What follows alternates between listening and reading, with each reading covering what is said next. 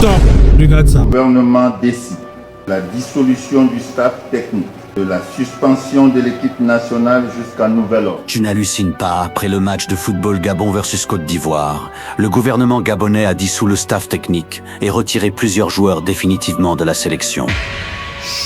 Ça va tellement bien se passer. Bonne année 2026 les gars. Malheureusement, l'année commence mal pour l'équipe gabonaise. Après leur défaite d'hier contre la Côte d'Ivoire, le staff technique a subi une dissolution et certains joueurs ont été mis à l'écart des Panthères. J'ai vu passer ce communiqué qui parle de suspension, de mise à l'écart des joueurs, de dissolution totale après la CAN. Et honnêtement, faut respirer un peu. Le football, c'est pas un tribunal militaire.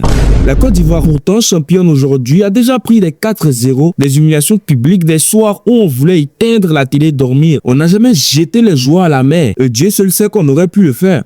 Le problème du Gabon, ce n'est pas une question de punition spectaculaire, c'est une question de construction, de continuité et surtout de lucidité. Le football africain ne progresse pas avec des décisions émotionnelles prises à chaud. Ça progresse quand on fait un vrai diagnostic. Pourquoi ça n'a pas marché? Où est le projet de jeu? Est-ce que les joueurs sont bien utilisés? Est-ce que le staff est cohérent sur la durée? Virer tout le monde après une CAN, ça donne l'impression d'agir, mais en réalité, ça fait reculer. C'est comme casser la télé parce que le film était nul.